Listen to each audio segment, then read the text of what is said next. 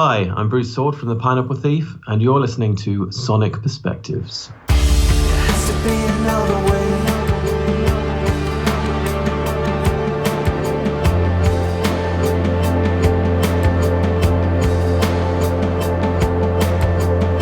There has to be another way. We didn't all come this far to go our separate ways.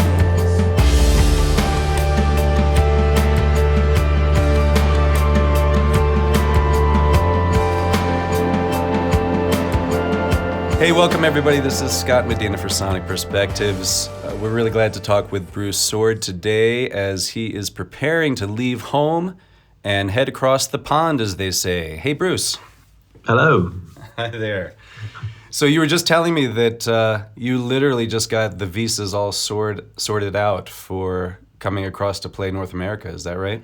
Yeah. I mean, one of the big reasons a lot of bands from Europe struggle to get to the USA is because of the visas. It's expensive, but it's also incredibly long-winded process. And for some reason, our sound engineer his visa was delayed, and we're leaving, in 2 days' time, and we still didn't have it. In literally, I think half an hour, I checked the website, and it's just been issued. So it's like, oh, thank goodness for that. So, but yeah. So it's our first time to do a headline tour of North America. So it's we're all very excited about it.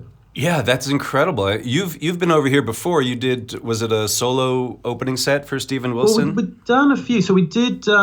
We played Rosfest in 2005 or 2006. I think that was the very first Rosfest, I think. Was it? Right. And I do remember that the band wasn't quite as polished, I guess is the most polite way of putting it, as we are now. So the show was, it was okay. And then we came back and we played the last Near Fest that there ever was. And that was great. That was a really good gig. And as you said, a couple of years ago, I played a couple of Steven Wilson shows, just opening for him solo acoustic, which was scary, but a lot of fun.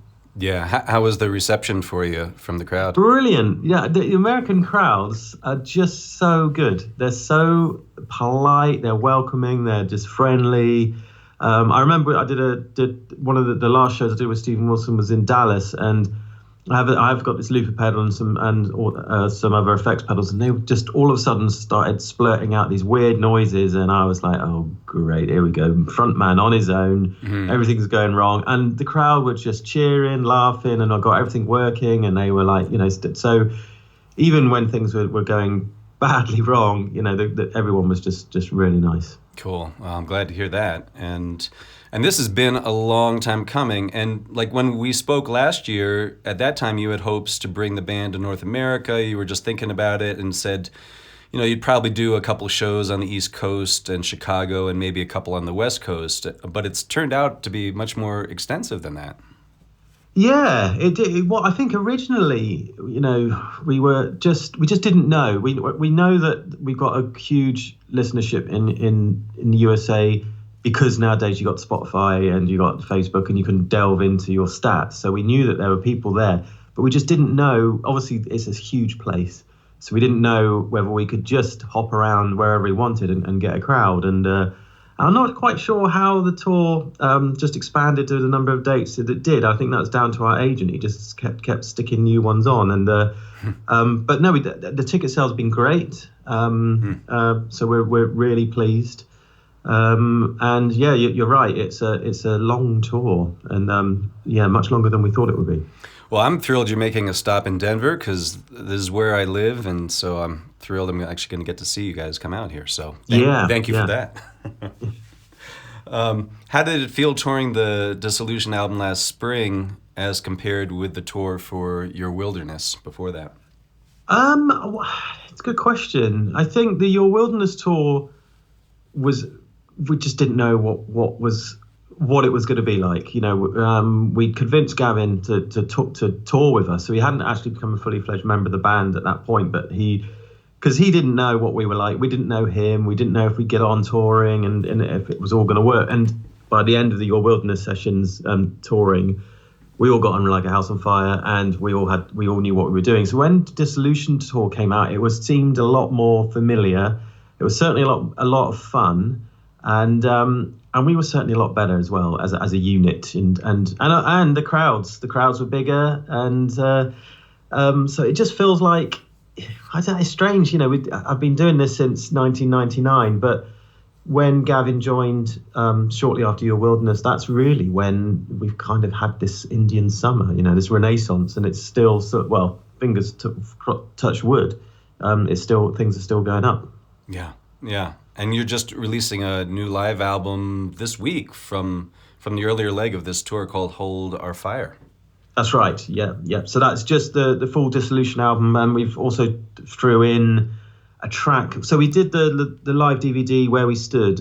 So we felt that we didn't really need to regurgitate tracks we'd already put on that one. But there was a track we do, a song we do on the tour, which is really good fun, called 3,000 Days. So that's also on the disc. Right, sweet. Yeah, there's just so much activity happening with you now, with the new tour, the new live album, your solo album. You know, you're planning to record another studio album. It's relentless right now. Or how are you feeling with all that momentum? Well, it's when people tell me, you know, well, Bruce, do you realise you've done a solo album, you've got a live album, you know, you're doing a new studio, Pineapple Thief album, and you think, yeah, how the hell do I fit all this in? And I mean, for a long time, and I think like a lot of artists and musicians out there, I had to hold down another day job to pay the bills.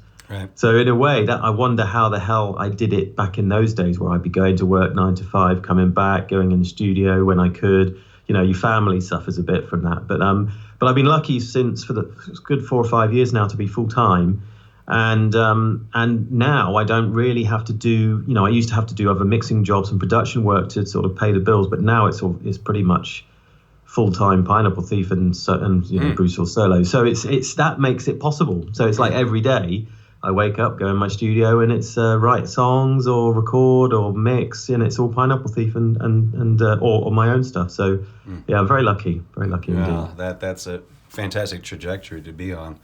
When you come over to North America, are you going to play the same set you did in Europe last spring, or do you change it up for different parts of the world? It's a slightly different set. I think because no one, I think obviously some people did travel across the pond to see us in London and Europe. But I think because most people won't have seen us before, we're focusing on what we know we can really hit the audience with. You know, so it's going to be quite similar to the European set. What's your favorite song you're currently playing on tour? Oh God, I don't know. I really enjoy Final Thing on My Mind. That's just I enjoy singing.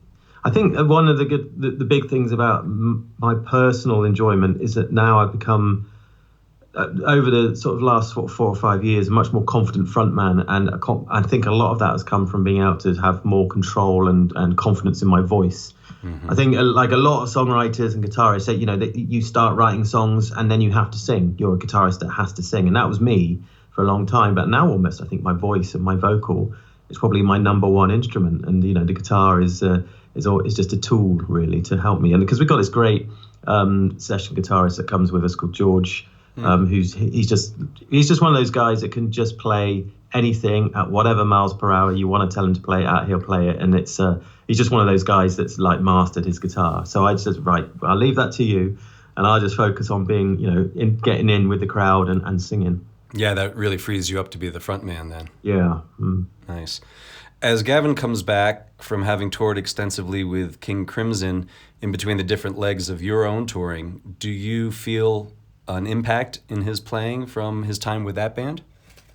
Well, it's very different, isn't it? Very different. I mean, Gavin talks about it a lot, how he's just... I went to see King Crimson at the Royal Albert Hall here, and watching the way Gavin plays with King Crimson is like, well, I don't recognise that guy playing drums, because he's playing so lightly, and it's just obviously Gavin plays anything from jazz to hitting the drums hard. I mean, when Gavin rocks out with us, I don't think I've heard anyone hit the drums as loud as Gavin does. I mean, he really, really whacks the kit.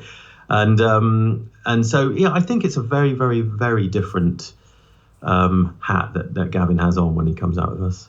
Yeah, impressive. He can jump back and forth between those worlds so much. Yeah, it certainly is. Yeah. Yeah. Well, let's talk about your new solo album, All This Will Be Yours, for a little bit. Is it somewhat dizzying to have this come out a month before you're going on a new tour with a live album? Or do you think... Yeah, well, I mean, so I knew that I owed my label K-Scope the album. In fact, they paid me for it years ago. And I had, spent the money, and I thought, right, I better deliver them their record before they come down and, take my furniture away. And so I thought, right, okay, I'll do that. And as you said, this year, King Crimson have been probably the busiest they've been for a long time on the road. So Gavin was away for 4 months.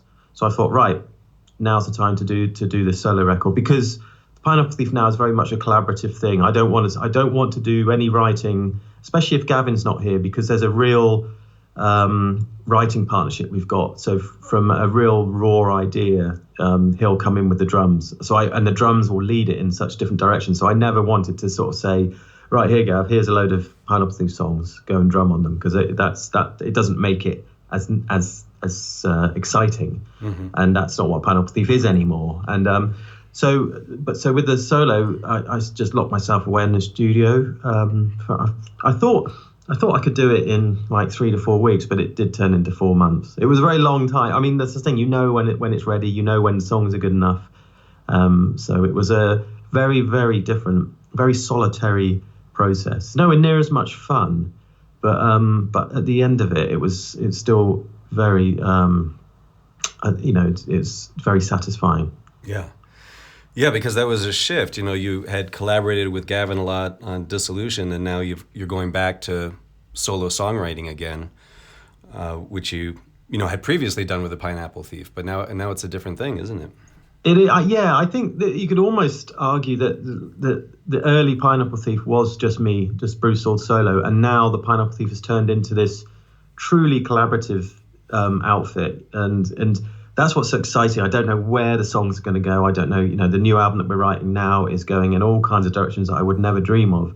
And that's brilliant. And that is the Pineapple Thief. And now I can quite comfortably take my Bruce Soord solo head and understand what exactly that is. And that is just, that's me with all my toys in my studio, with all my guitars and everything. And the fact that being a solo artist for so many years, you do have to find your way around keyboards, and you have to find your way around bass guitars, because by necessity. So after 20 years, I found myself being able to do it all. Yeah. So so it's a nice place to be in, that I could do that, but it's very, very different now to what the Pineapple Thief is. Right.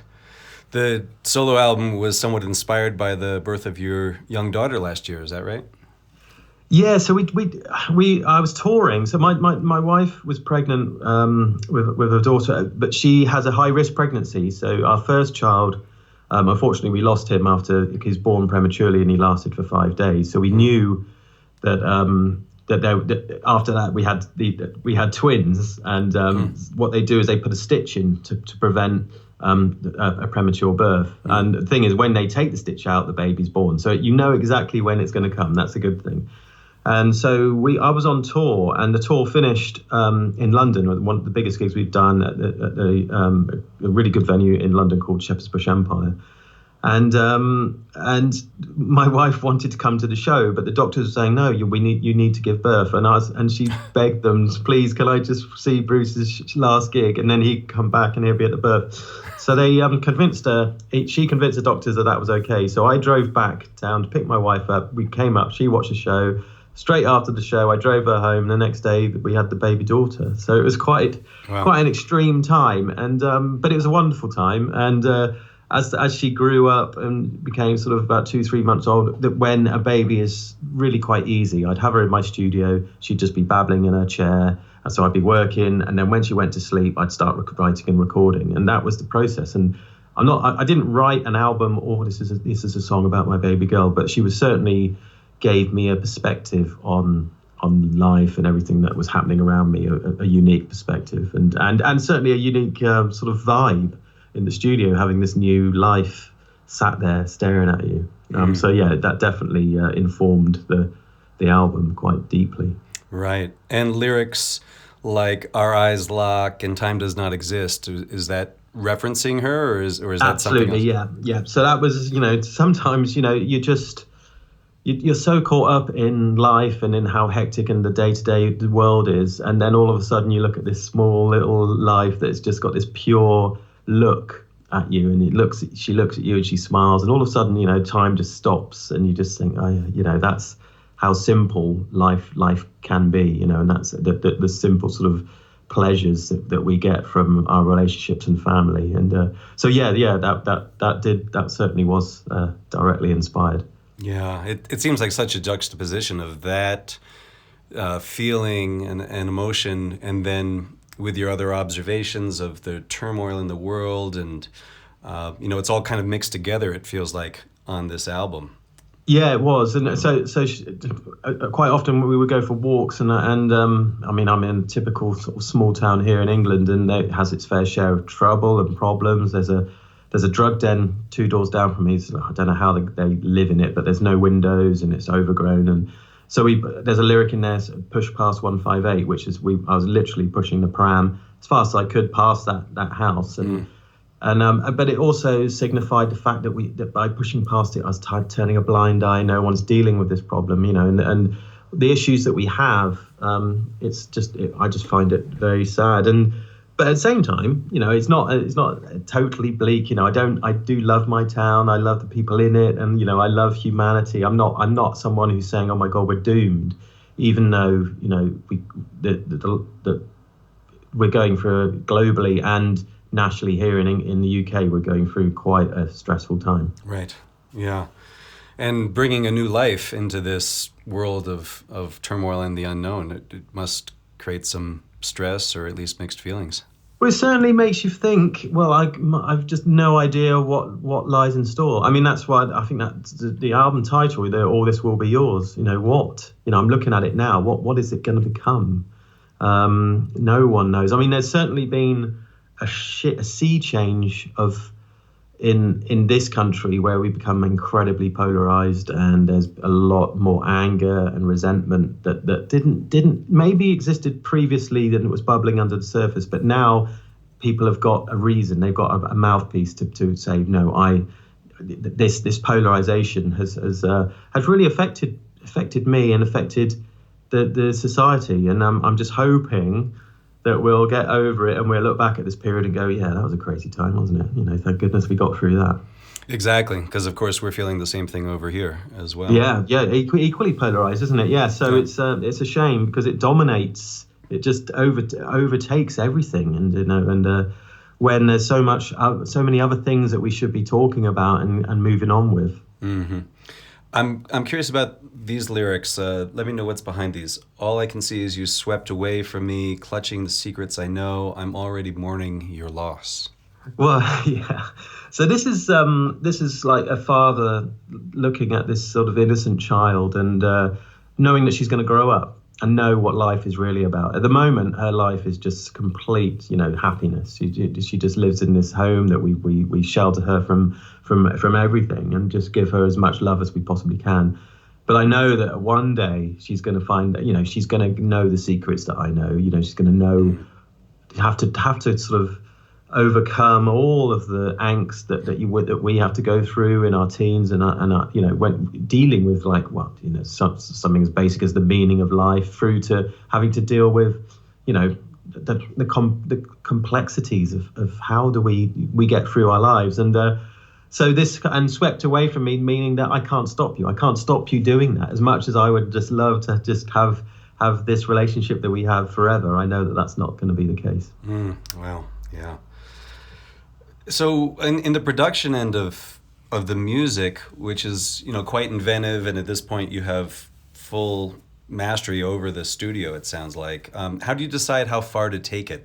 Like with the Wisdom of Crowds album, you went even more full on with the production and arrangement experimentation. Yeah, I think when I started, I knew that I wanted to make it quite... I didn't want to fill it up with loads and loads of layers, even though it has, some of the songs have got quite a lot of different instruments. I wanted the ears to be able to travel through the sound. I wanted you to be able to hear everything that was going on, And I also was quite taken with making it quite an acoustic record, even though there are there's lots of electronics, there's lots of synths and things like that. There's also an awful lot of acoustic, because I always think that if you write a song and you can't play it on acoustic, then something's up with that song. I think you should be able to pick up an acoustic and say, yeah, this is this song that I wrote, and just play it. So that was the ethos that I took. And you're right, it's very when you've got an infinite number of toys at your possession, you do learn. I think as a producer, that's something I've learned over the years in how to take what you have and to make it and to push it in the right areas in the right way. And I think that's what I've tried to do with this record, was to keep it quite, I think sparse is probably not the right word, but it not to, like I said, not to just make it a huge, big production sound. I wanted to make it delicate. Yeah. I think it really achieves that balance. It's it's intimate, and yet there's a lot of layers there, so you can really engage with it with repeated listening, and just kind of get absorbed into it. So I enjoy that aspect. Yeah. So with having just released this new studio album, do you have any urges to play some of this material live on stage right now, even during the Pineapple Thief tour you're going on? Yeah, well, funny enough, there's a promoter in Europe, in the Netherlands, who got in contact with me and said, "Hey, Bruce, it's your solo album. Come over to my venue and do a solo show." And it started off with, okay, I'll just do it, and I'd do what I did with Stephen Wilson, and just took my looper pedal and my acoustic. And then I'm thinking, well, that won't really do it justice. And then so I thought, right, I'll get John, the bass player in the Pineapple Thief, who I've known since I was 18 years old. So I've known him he's my best friend. So I thought, yeah, let's get back on the road and do it like old days, when we just get in the van and do these shows. And then we thought, it'd be really nice to have a drummer, wouldn't it? So now it's turned into a 3-piece band.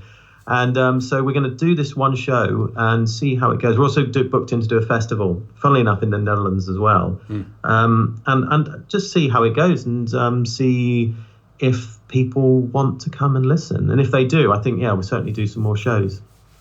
Yeah, I almost imagined you having a solo set, opening up for your own band on this tour. Yeah. I mean, Blackfield used to open for Porcupine Tree back in the day. So, But instead, you've got Randy McStein. How did that connection come about? Was that through Gavin? Yeah, Gavin. I can't remember how they met or how they knew each other, but they've certainly worked together before. And Gavin's just sung his praises, and Gavin doesn't sing a lot of people's praises, so for him to rate Randy was just enough for me, and so looking forward to that. Yeah, right on. Yeah, you'll enjoy him. He's fantastic. And so now, after you get through this new touring leg, you guys are looking at the next album already. And when we spoke last year, you said that for the next album that the Pineapple Thief does, at that time you were hoping that you and Gavin would have some in-person writing sessions for a couple weeks or so, unlike what happened, with the Dissolution songwriting that was done remotely. So I was curious if that's been able to happen yet, or if you hope that will happen in the future. No, it hasn't happened yet. But at the moment, the way that we work though is so. We're on the phone practically every day, sharing ideas, and Gav would send me a drum idea, and then we would discuss what I'd done on top. So even though we're not in the same room, it still feels like we're in the same room. But we were talking about having a jam session, but we always thought the danger of having a jam session is you just could end up just jamming in E and just end up with a 20-minute jam that goes nowhere. And I don't know. I'd certainly be up for it. I'd certainly be up for seeing where it goes. But funny enough, we've got a lot of material written. So we're going to I think on tour, we're going to have a good, because we'll all be together, the four of us, the core members of the Pineapple Thief. So we're going to have a month where we're going to sort of produce the record, see where we are, and then when we get back, we'll know what we've got to do. All right. Well, that's handy, huh? That's really handy. Sweet. And any other plans for the album or the subsequent tour that'll happen? I heard that you wanted to use the same visas that you're on right now to hopefully come back to the States. I don't want to have to do that again. So we're lucky. We got 3-year work visas. So nice. that included plans to go, obviously, the 3-year plans for us to work in the States. So we'll certainly be coming back at least two more times after this. Oh, fantastic. Well, we're anything else you want to mention to folks while we've got you here? No, I don't think so. I just I hope that if we're coming to a place near you, that you can come and check us out. Yeah, everyone definitely should take advantage of this opportunity. If you live in North America, we've got some dates in Canada and Mexico and the States. Yeah. Yeah, it's launching next Tuesday, I believe. Next Tuesday in Atlanta, yeah. So all the dates on our website, obviously. So, yeah. Does it take much time to rehearse to get back in shape? Well, it does actually, but we just did a 2-day festival a few weeks ago, so we got together and rehearsed for that. So we're quite ready. Right on. But we got 2 days in Atlanta, so we got to pre-production in Atlanta for 2 days, and then the first show. So I think we're going to be quite well prepared. Perfect. Well, I will see you when you roll in through Denver. Brilliant. Yeah. And we'd love to close with a song, and given all this activity, I'm unsure whether it should be from your solo album or one of the Pineapple Thief songs you're going to be playing on tour. So can I let you decide? Oh dear. I'll go on play one of my solo ones, and may as well play the new single, which is "All This Will Be Yours." Yeah, brilliant. Anything you want to tell people about it? Well, like we touched on earlier, it's a song about what the future holds, really. What the future holds specifically for me. My perspective was looking at my baby daughter, and all this will be yours, as I looked out at my town and my nation and the world, and and there's a video. There's also, check it out on YouTube. Mm-hmm. Yeah, it's a beautiful song. So thanks so much for talking with us, Bruce, and we'll see you out on the road. Yeah, pleasure as always, Scott. Thanks very much. Thanks. Cheers. Cheers. Bye. Bye. You've been listening to this interview on Sonic Perspectives, and we invite you to join us on YouTube, Facebook, and Twitter to get the latest news and interviews that Sonic Perspectives is releasing. And we'll leave you now with this track, All This Will Be Yours, from the new Bruce Soord solo album. Enjoy.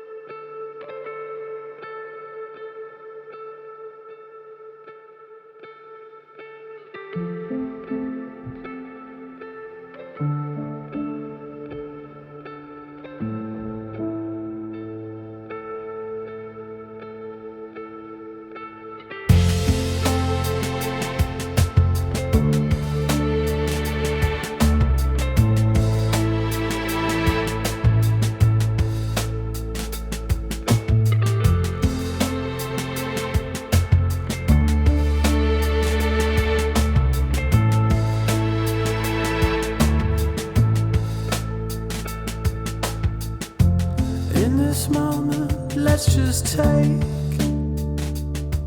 a walk.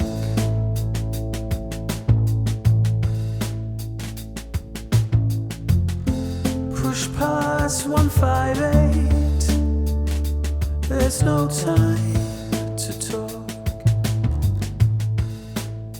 Take